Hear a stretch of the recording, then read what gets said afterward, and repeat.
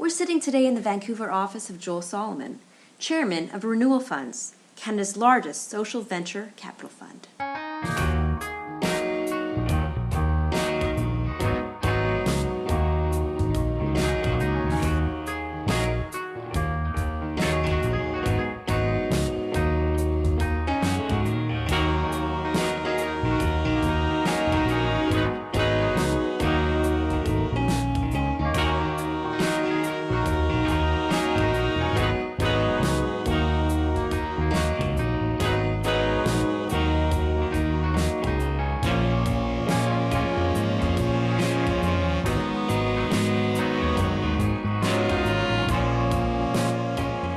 In Chattanooga, Tennessee, Jews in the South, and in what was considered the Bible Belt of the South.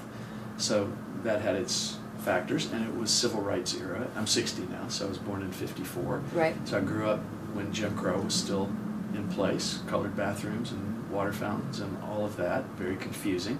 And then being a Jew was its own odd placement, lots of attempts to proselytize and convert me and all that kind of stuff. And then the 60s came, and I would say my aspirations at the time, my family, my father was the son of immigrants, who had worked his way up. And by the 60s, though, I didn't really have a grasp of all that, as we forget. And he got ultimately into the shopping mall business. And I learned a lot.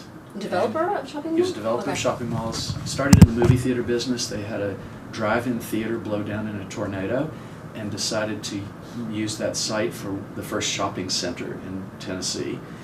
And it went on to become the largest in the country for a period of time.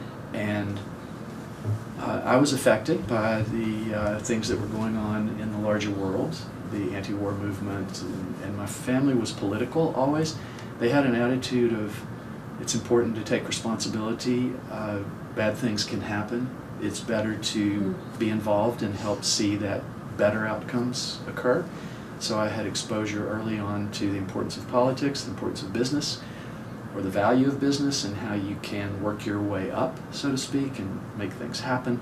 And then my mother, as I mentioned to you before the interview, is an artistic photographer who started when I was in my early teens to teach herself photography, and went on to be the first one-woman show by a living woman at the Museum of Modern Art.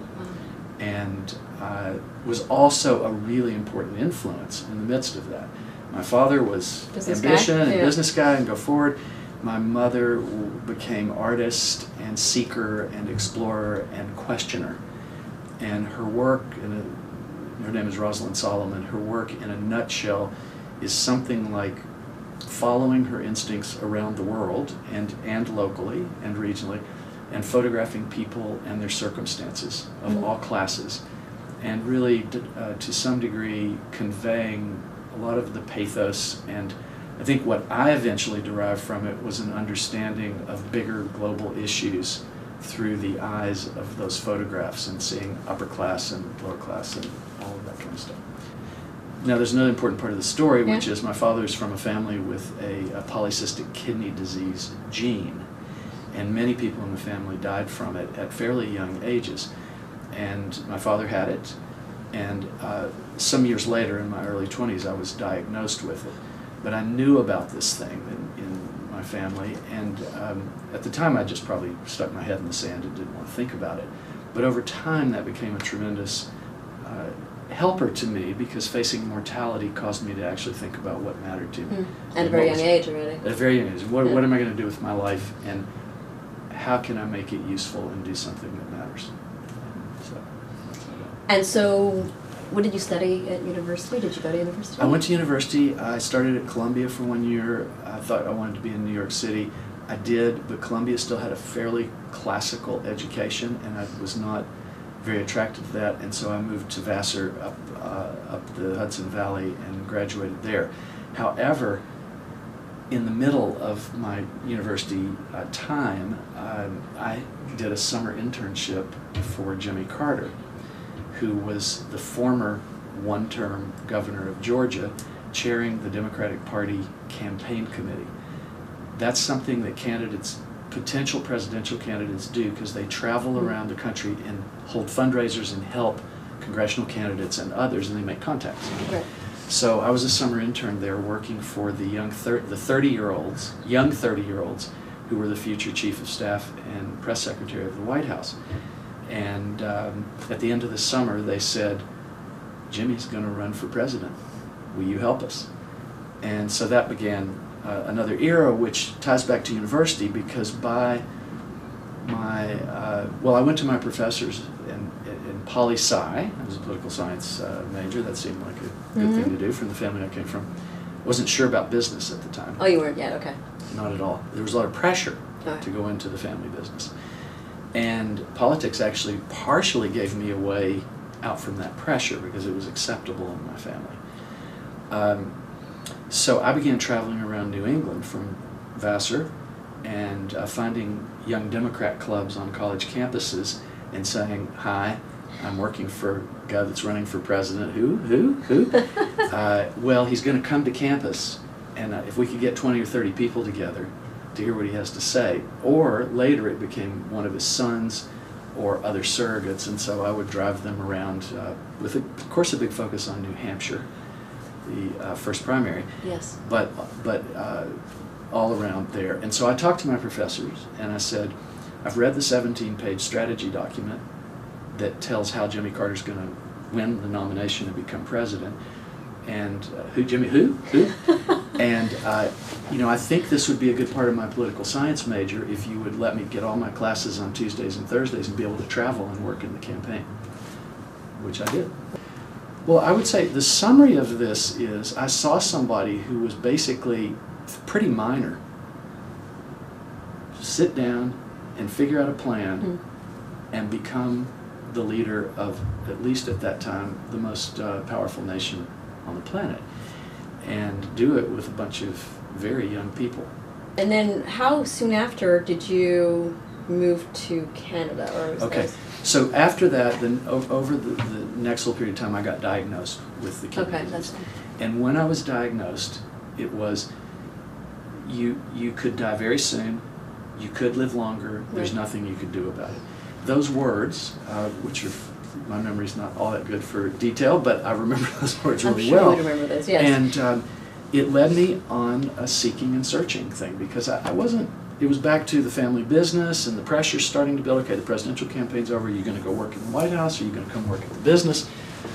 And I think what I saw during the campaign was that a 23-year-old, the kind of jobs that were being offered, I needed to know something. I didn't really know enough to go do that. So I got a job on a ranch in Jackson Hole, and then I went to a gardening workshop in Northern California that actually gave me a lot of business principles, which it's called French Intensive Biodynamic, and it is about diversity, complexity. There are elements bigger than you can't control it all. Generosity, share, there's always abundance in gardens if done well, and treat the soil well. And it's all about the soil. Treat the soil well, it's a living being. It is an ecosystem. You will get much healthier plants. By 1980, I crossed the border the first time. Okay. March of 1980. And went straight to Cortez Island. Met my first wife, sitting there that day. And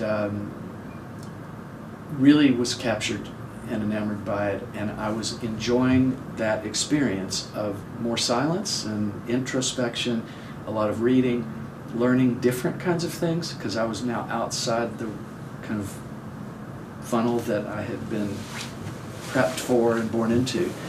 And it was a group of people living on Cortez Island in a farming community. The downside was that the politics of intentional community were more they were the same politics as I'd been in Washington, except much less sophisticated. Right. And who's going to cook dinner, and how come you left, and the thing out on the table, and all that sort of stuff.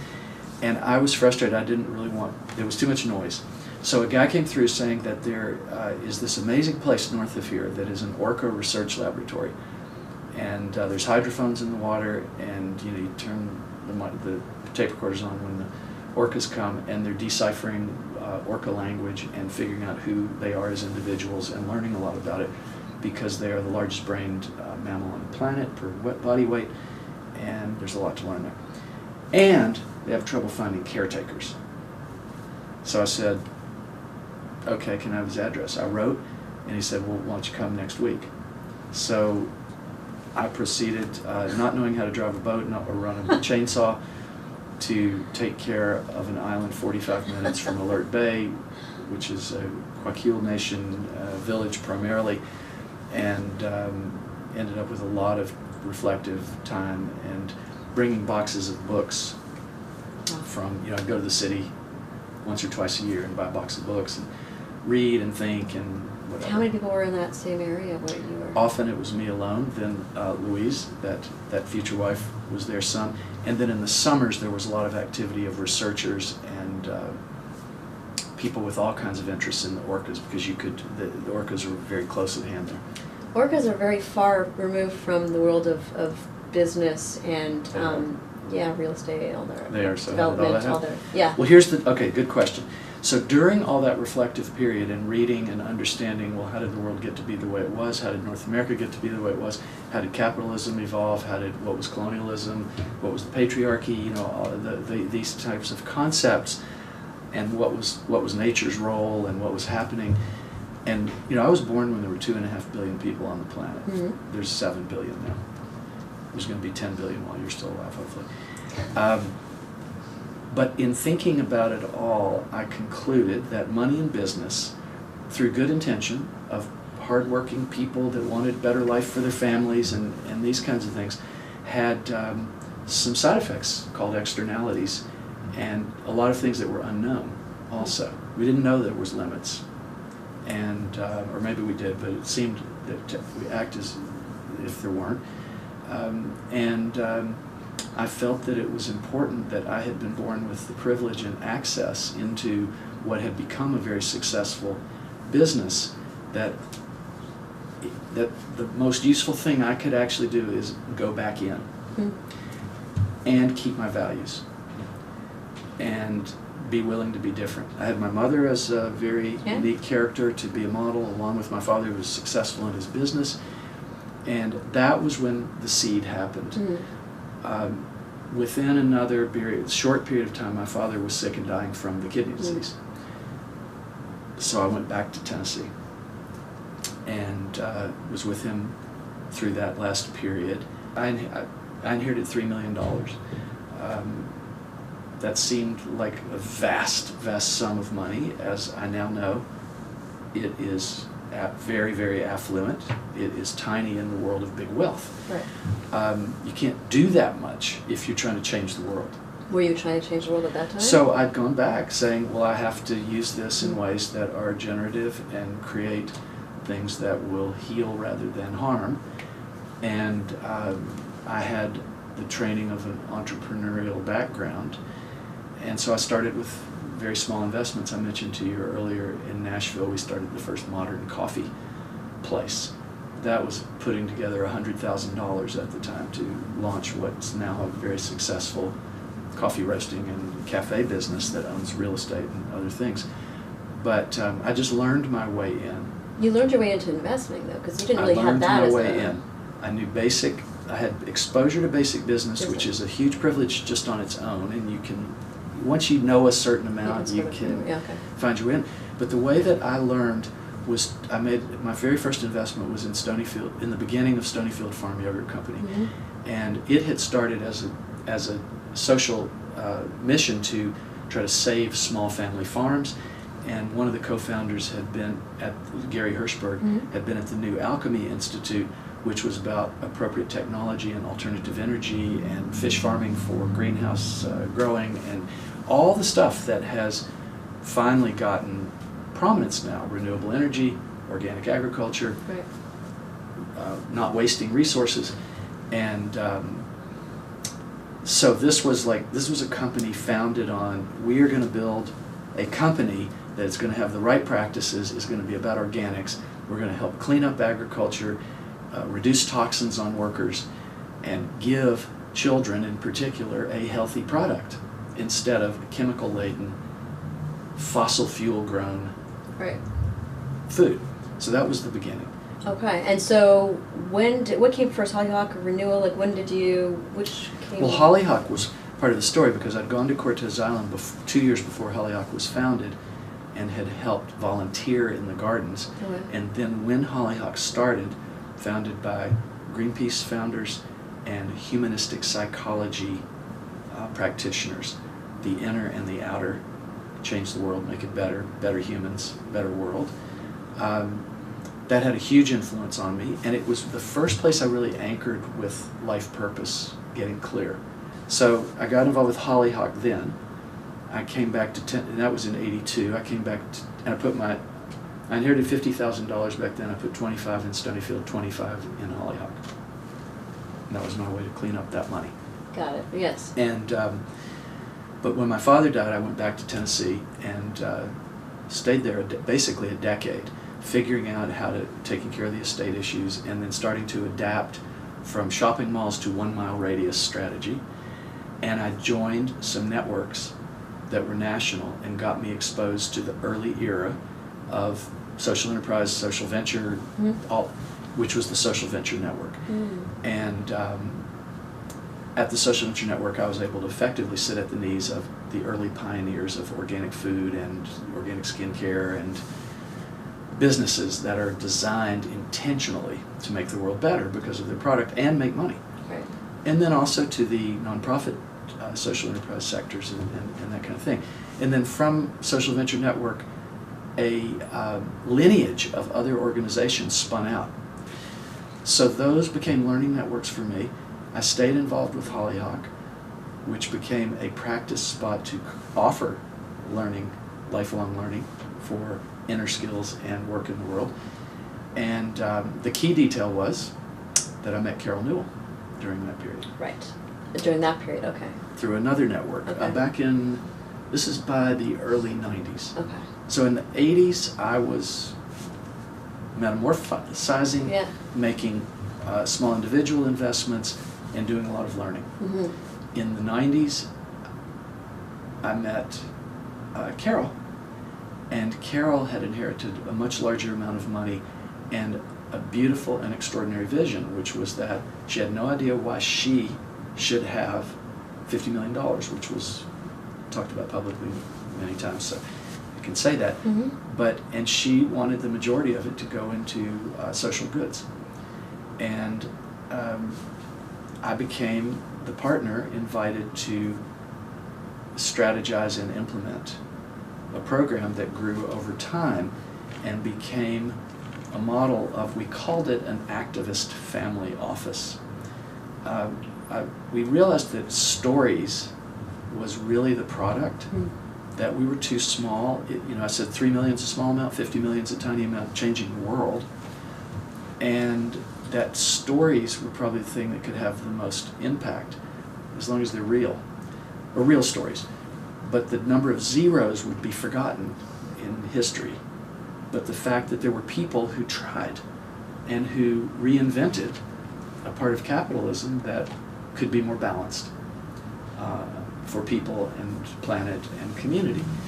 And one thing led to another, but with that opportunity, I took a 1 mile radius strategy into a regional strategy and was invited to here, which was British Columbia basically, and have a for-profit investment entity that was mission first, a charitable foundation that experimented with pushing the edges of the use of the asset base to do investments that were aligned with the work of the issue, with the same work that we were using in trying to make grants to solve the problems created by our investments.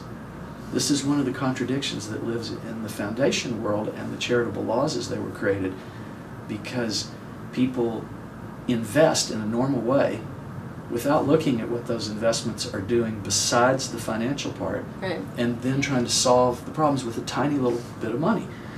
So This was the way around.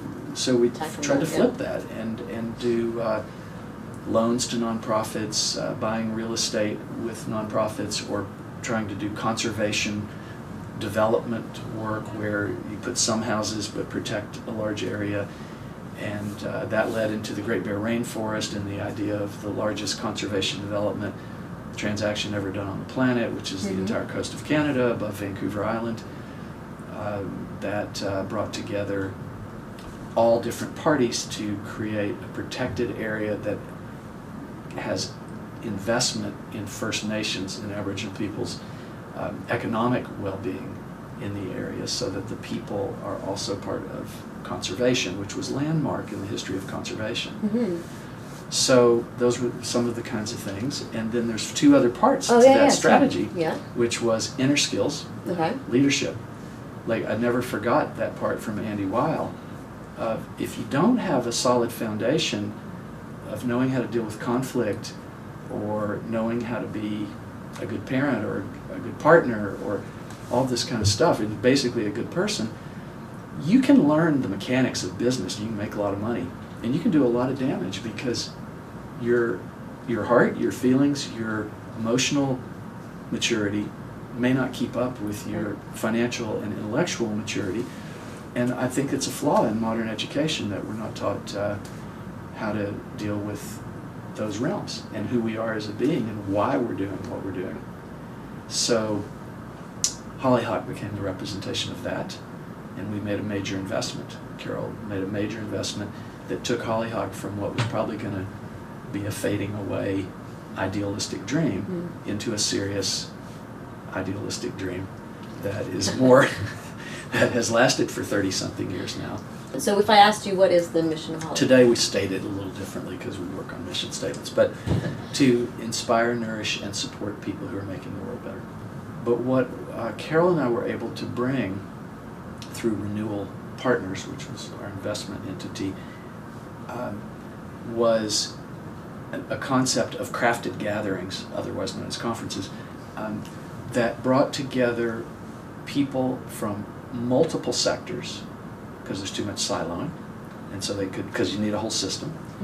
Intergenerational, because young people and old people don't get to spend that, and peer learning, because every conference and meeting I ever go to still is people on stage talking while people do email or hold their shoulders like this, and we don't do much speakers, thinking it's a better learning model.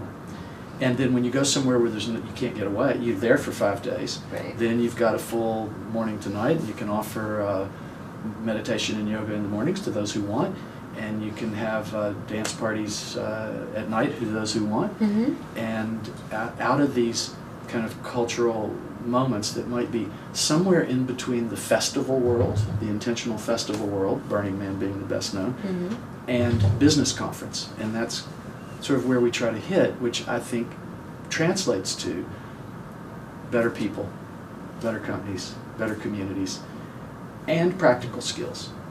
I think this is a type of cultural organizing that leads to social change, social impact, and innovation. And what we don't do is hold a conference to solve a problem. Get 100 people in a room with all different backgrounds and, okay, now let's figure this out over the... There's a role for that, but what there's too little of is actually building deep trust and relationships and understanding of things broader than our specialty.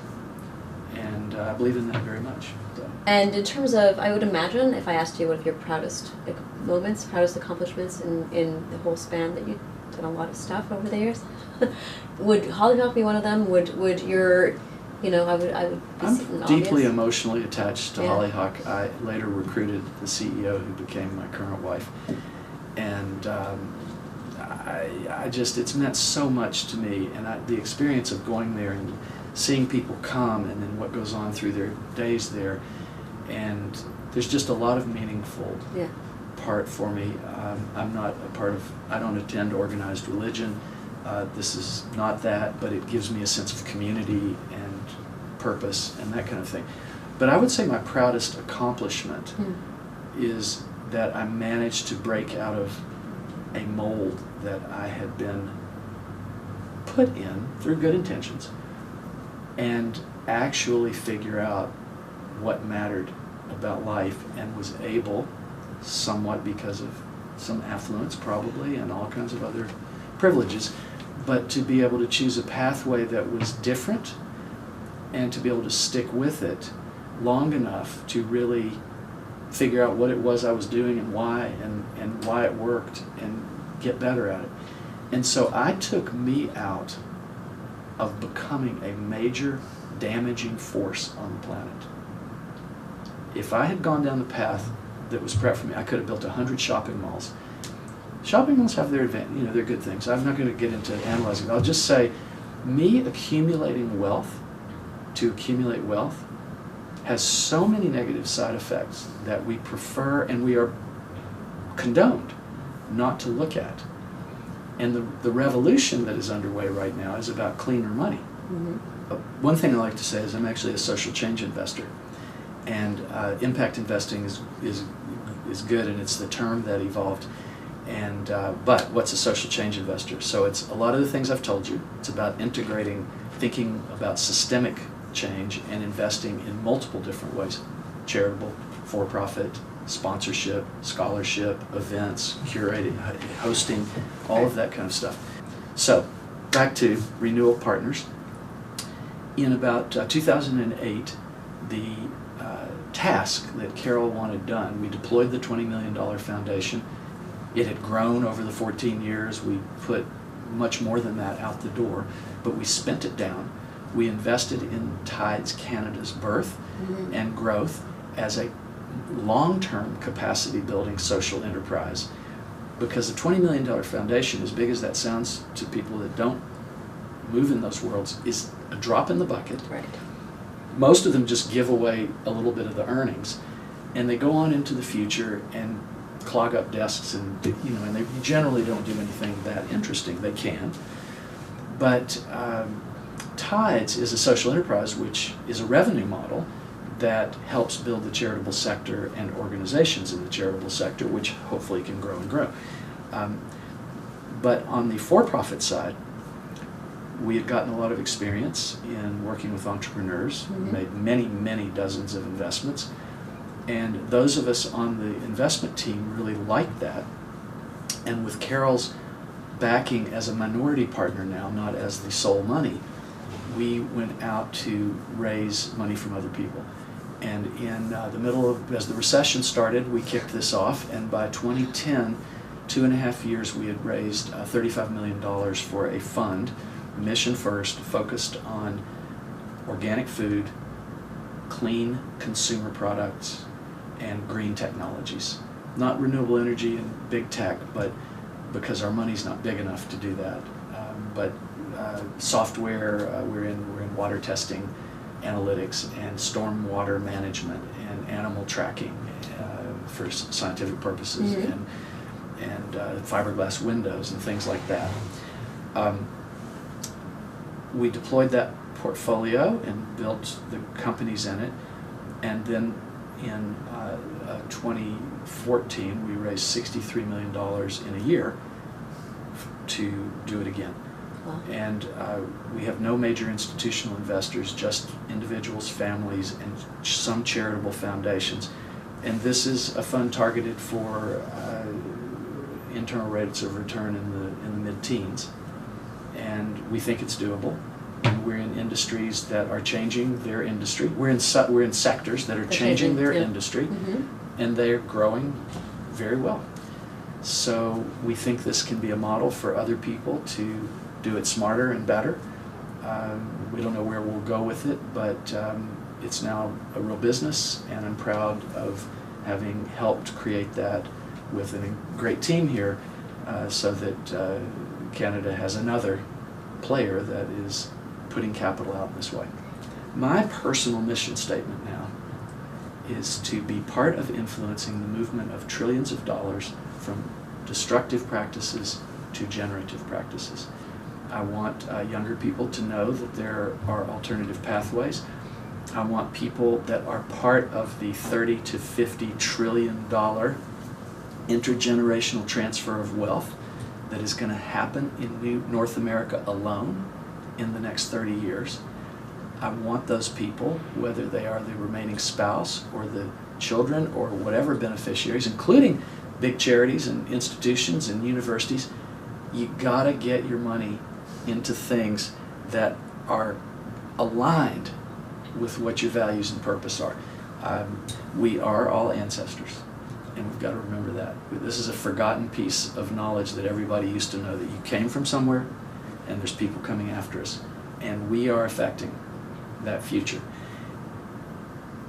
Thank you. You're welcome.